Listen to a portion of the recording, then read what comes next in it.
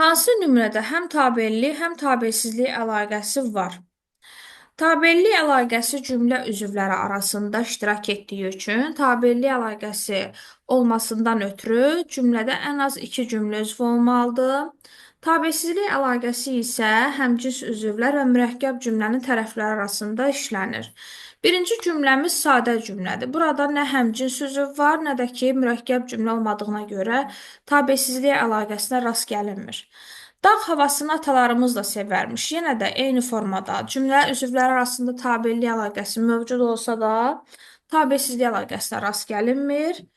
Günel ilə Nərgiz təzə binadan ev alıblar. Burada Günel ilə Nərgiz həmcins mübtədalardır və onların arasında tabelsizlik əlaqəsi var.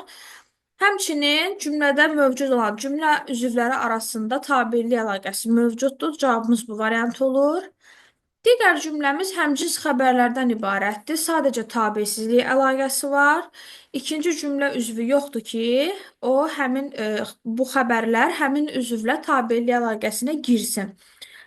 Adil, oğul, sözsüz razıyıq. Burada cəmi bir cümlə üzvü var.